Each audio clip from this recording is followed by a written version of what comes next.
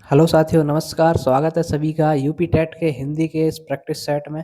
इस practice set के अंतर्गत आपको प्रीवियस ईयर क्वेश्चंस और कुछ एक्सपेक्टेड क्वेश्चंस उन सभी को आपके साथ डेली डिस्कस किया जाता है। सभी क्वेश्चंस की विस्तृत व्याख्या के साथ आपको प्रैक्टिस सेट का हल कराया जाता है। उसी श्रृंखला में हमारी आज की क्लास है। तो आगे बढ़ने से पहले जो भी साथी चैनल पर पहली बार हैं, कृपया चैनल को सब्सक्राइब कर लें ताकि ऐसी ही इन्फॉर्मेटिव वीडियोज आपको डेली मिलती रहें। तो चलिए आज की क्लास को शुरू करते हैं। आज का आपका क्वेश्चन नंबर फर्स्ट, सभी स्वर होते हैं। ऑप्शन ए दीर्घ, बी अघोष, सी महाप्राण या डी अल्प प्राण। तो देखिए, सभी के सभी स्वर जो होते हैं वो आपके होते हैं अल्प प्राण। सभी स्वर को बोला जाता है आपका अल्प प्राण। ठीक है, ये आपका कोई सा भी स्वर दे के बोला जाए कि ये स्वर कौन सा होगा, ऑप्शन दिए जाए तो आपको हमेशा कोई भी स्वर आ जाए उसमें आपको अल्प प्राण ही टिक करना है। इसलिए आपका ऑप्शन यहाँ पर बिल्कुल डी राइट हो जाएगा। चलिए नेक्स्ट क्वेश्चन, क्वेश्चन नंबर 2, निम्न में संयुक्त व्यंजन कौन सा नहीं है। संयुक्त व्यंजन कौन सा नहीं है इनमें से? ऑप्शन ए य, बी छ, सी त्र या डी ज्ञ। अब देखिए, संयुक्त व्यंजन क्यों कौन से होते हैं? जो दो व्यंजनों से मिलकर बने होते हैं, एक से अधिक, कुल मिलाकर दो या दो से अधिक व्यंजनों से मिलकर बने होते हैं, वो संयुक्त व्यंजन होते हैं। जबकि यह जो है यहाँ पर यह केवल एक ही ए व्यंजन है, ये किसी से मिलकर नहीं बना है, ये केवल एकल व्यंजन है यह। तो ये संयुक्त व्यंजन नहीं है। यहाँ पर हमारा जवाब ए ही होगा कि यह जो है ये आपका संयुक्त व्यंजन नहीं होता है। जबकि छ क और स से मिलकर बना होता है ये वाला, त्र त्र त और र से मिलकर बना होता है त्र, ज्ञ जय और अणय से मिलकर बना होता है ज्ञ। इसलिए यह जो है ये केवल संयुक्त स्वर नहीं होता है, ये केवल एकल स्वर होता है। इसलिए आपका ऑप्शन ए सही हो जाएगा यहाँ पर। चलिए नेक्स्ट चलते हैं, क्वेश्चन नंबर 3, अत्याचार शब्द में कौन सी संधि है? ऑप्शन ए दीर्घ, बी यण, सी गुण या डी वृद्धि। अब अत्याचार शब्द जो है इसकी संधि क्या होगी? देखिए, अति प्लस संधि विच्छेद इसका अति प्लस आचार है ना, अति प्लस आचार। अब इसमें संधि कौन सी है ये बताना आपको। देखिए, जहां भी आपका य और वह पर जो आपका आधा वर्ण आ जाए उससे तुरंत पहले वहां आपकी कौन सी संधि होती है? वहां आपकी होती है यण संधि। देखिए, यहाँ पर य के पहले आधा वर्ण आ रहा है तय, तो इसलिए यहाँ पर आपका यण संधि हो जाएगी। ऑप्शन आपका यहाँ पर बिल्कुल बी राइट हो जाएगा। चलिए नेक्स्ट, क्वेश्चन नंबर 4, पवन का सही संधि विच्छेद है। ऑप्शन ए पो धन अन, बी पाव धन अन, सी पह धन अवन या डी पव प्लस नन।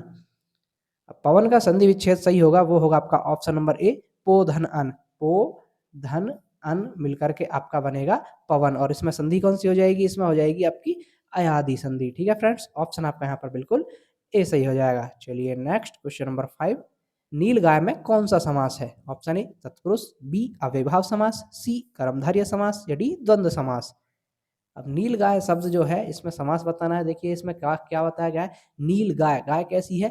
नीली है ना, तो गाय की विशेषता बताई जा रही है। जहां पर भी विशेषता बताई जाती है वहां कौन सा समास होता है? वहां होता है आपका कर्मधारय समास। जो कर्मधारय समास होता है, जहां पर विशेषण विशेष्य पाए जाते हैं, वहां आपका कर्मधारय समास होता है। ऑप्शन आपका यहाँ पर बिल्कुल सी सही हो जाएगा। चलिए आगे बढ़ते हैं, क्वेश्चन नंबर 6, त्रिभुज शब्द में कौन सा समास है? जो त्रिभुज शब्द है इसमें समास बताना आपको। ऑप्शन ए तत्पुरुष, बी द्विगु समास, सी द्वंद्व समास या डी कर्मधारय।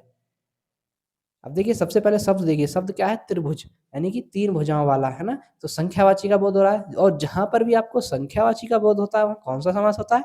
वहां होता है आपका द्विगु समास। ऑप्शन आपका बी राइट होगा, यहाँ पर द्विगु समास होगा। ठीक है फ्रेंड्स, चलिए आगे बढ़ते हैं, क्वेश्चन नंबर 7, निम्न में तद्भव शब्द नहीं है। अब तद्भव कौन सा नहीं है इनमें से? यानी कि ऑप्शन ए राजा, बी खेत, सी किसान या डी दाहिना।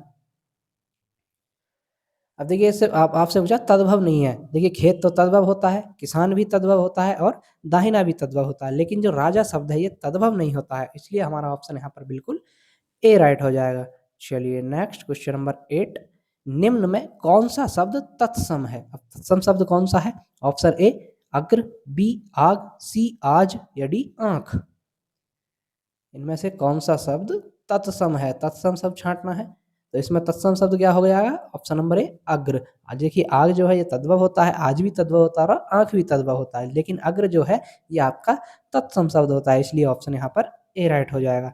चलिए नेक्स्ट, क्वेश्चन नंबर 9, अमृत का विलोम है। अमृत का विलोम क्या होगा? ऑप्शन ए अर्क, बी पीयूष, सी मधुर या डी विष। देखिए, अमृत का विलोम होता है विष। भाई, अमृत का विष होता है तो सभी को पता होगा, इसलिए ऑप्शन यहाँ पर आपका डी राइट हो जाएगा। चलिए आगे बढ़ते हैं, क्वेश्चन नंबर 10, इनमें से प्रथम का उपयुक्त विलोम शब्द होगा। जो प्रथम शब्द होता है इसका विलोम क्या होगा? ऑप्शन ए प्रधान, बी गौण, सी अंतिम या डी प्रत्यक्ष।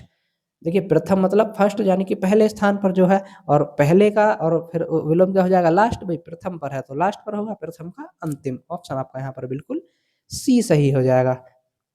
अगला क्वेश्चन, क्वेश्चन नंबर 11, इनमें से तुरंग शब्द का पर्याय है। तुरंग शब्द का पर्याय क्या है? ऑप्शन ए बाजी, बी अंबुधर, सी विजन या डी किंकर। तो साथियों यहाँ पर आपका सही जवाब होगा ऑप्शन नंबर ए बाजी। तुरंग का पर्याय यहाँ पर बाजी है, और ये आपका घोड़ा का बोलते हैं। अश्व, घोड़ा, तुरंग, बाजी ये घोड़े का पर्यायवाची होते हैं। ऑप्शन यहाँ पर आपका ए राइट है। आगे बढ़ते हैं, क्वेश्चन नंबर 12, समस्त पृथ्वी से संबंध रखने वाला के लिए एक शब्द होगा। ऑप्शन ए सार्वकालिक, बी सार्वदैशिक, बी सी सार्वभौमिक या डी सार्वजनीन। समस्त पृथ्वी से संबंध रखने वाले के लिए एक शब्द होगा सार्वभौमिक, यानी कि वो सभी समस्त पृथ्वी से संबंध रखता है, उसको सार्वभौमिक कहा जाएगा एक शब्द में। ऑप्शन आपका यहाँ पर बिल्कुल सी सही हो जाएगा। चलिए आगे बढ़ते हैं, क्वेश्चन नंबर 13, निम्न में से कौन सा कोकिला का समानार्थी शब्द नहीं है? ऑप्शन ए पिक, बी मधुकरी, सी कोयल या डी श्यामा।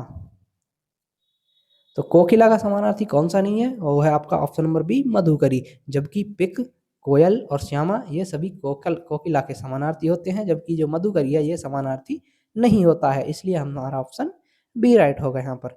अगला क्वेश्चन, क्वेश्चन नंबर 14, शोध का अर्थ क्या है? अब शोध का अर्थ क्या होता है? ऑप्शन ए महत्वपूर्ण, बी अनुसंधान, सी विज्ञान या डी सूरवीर। देखिए शोध का अर्थ होता है एक तरह से अनुसंधान करना, यानी कि खोज करना, शोध करना। तो ऑप्शन आपका यहाँ पर बिल्कुल बी राइट है। आगे बढ़ते हैं, क्वेश्चन नंबर 15, गुड़ गोबर कर देना मुहावरे का उचित अर्थ बताइए। ऑप्शन ए कोई बखेड़ा खड़ा करना, बी गायब कर देना, सी बना बनाया काम बिगाड़ देना या डी अपनी हानि करके मौज उड़ाना। अब आपसे पूछा दे कि यहाँ पर गुड़ गोबर कर देना है ना, मुहावरा बोलते हैं ना कि तूने तो पूरा गुड़ का गोबर ही कर दिया। तो मतलब कि जो बना बनाया काम था वो सारा का सारा बिगाड़ दिया। बना बनाया काम बिगाड़ देना, गुड़ गोबर कर देना मुहावरे का उचित अर्थ होता है। ऑप्शन आपका यहाँ पर बिल्कुल सी राइट है। आगे बढ़ते हैं, क्वेश्चन नंबर 16, चमड़ी जाए पर दमड़ी ना जाए लोकोक्ति का अर्थ बताइए। ऑप्शन ए बहुत गरीब, बी बहुत सहनशील, सी बहुत कंजूसी या डी बहुत बीमार। अब देखिए चमड़ी जाए पर दमड़ी ना जाए ये बहुत ही फेमस लोकोक्ति है। तो इसका अर्थ होता है बहुत ही ज़्यादा कंजूस होना है, बहुत कंजूसी होना। मतलब कि भाई चमड़ी चली जाए पर दमड़ी ना जाए, बहुत ज़्यादा कंजूस होना। ऑप्शन आपका यहाँ पर बिल्कुल सी सही हो जाएगा। चलिए आगे बढ़ते हैं, क्वेश्चन नंबर 17, बाल का स्त्रीलिंग बताइए। ऑप्शन ए वाली, बी वालिका, सी बाला या डी बालिका। अब देखिए बाल शब्द जो होता है इसका स्त्रीलिंग होता है आपका बाला। बाल का होता है बाला, तो ऑप्शन सी में हमारा बाला है ना। ठीक है फ्रेंड्स, ऑप्शन सी राइट है यहाँ पर। आगे बढ़ते हैं, क्वेश्चन नंबर 18, निम्न में से समाचार का बहुवचन कौन सा होगा? ऑप्शन ए समाचार, बी अनेक समाचार, सी समाचार पत्रिका या डी समाचार। अब देखिए समाचार का बहुवचन होता है समाचार। जो समाचार शब्द है इसका बहुवचन भी समाचार ही होता है। इसलिए ऑप्शन आपका यहाँ पर बिल्कुल ए राइट हो जाएगा। चलिए नेक्स्ट, क्वेश्चन नंबर 19, बच्चों के लिए मिठाई लाइए इस वाक्य में कौन सा कारक है? ऑप्शन ए अधिकरण कारक, बी संबंध कारक, सी संप्रदान कारक या डी अपादान कारक। अब देखिए क्या पूछा आपसे, बच्चों के लिए मिठाई लाइए। यहाँ पर कारक चिन्ह क्या आ रहा है? के लिए। अब ये देखना है कि आपको के लिए कारक चिन्ह जो कौन से कारक में आता है, वो आता है आपका संप्रदान कारक में, है ना। संप्रदान कारक में आपका के लिए चिन्ह होता है, इसलिए यहाँ पर आपका संप्रदान कारक हो जाएगा इस वाक्य में। ऑप्शन आपका यहाँ पर बिल्कुल सी सही जवाब है। अधिकरण में मैं पर होते हैं, संबंध में काकी के होते हैं और अपादान में से के द्वारा अलगाव का बोध होता है। चलिए आगे बढ़ते हैं, क्वेश्चन नंबर 20, किस वाक्य में सकर्मक क्रिया है? अब सकर्मक क्रिया किस वाक्य में? इनमें से देखिए क्रिया होती है सकर्मक और अकर्मक। सकर्मक मतलब जहाँ कर्म उपलब्ध है, अकर्मक मतलब जहाँ कर्म नहीं है। तो यहाँ पर सकर्मक मतलब कर्म के साथ कौन सी क्रिया है इसमें? ऑप्शन ए गाय बैठती है, बी सूरज निकलता है, सी सांप सरकता है या डी श्याम खाता है। तो देखिए यहाँ पर सकर्मक क्रिया जो है वो है ऑप्शन नंबर डी में श्याम खाता है। श्याम खा रहा है, वो क्रिया कर रहा है, वो सकर्मक क्रिया। यहाँ पर कर्म उपलब्ध है, श्याम खा रहा है, श्याम खाता है। इसलिए ऑप्शन आपका यहाँ पर बिल्कुल डी सही हो जाएगा। तो दोस्तों ये थी हमारी आज की क्लास। आपको क्लास कैसी लगी कमेंट करके ज़रूर बताएं। जो भी साथी चैनल पर पहली बार हैं, कृपया चैनल को सब्सक्राइब कर लें ताकि ऐसी इन्फॉर्मेटिव वीडियोज़ और क्लासेस आपको डेली मिलती रहें। तो चलिए मिलते हैं नेक्स्ट वीडियो में, तब तक के लिए धन्यवाद।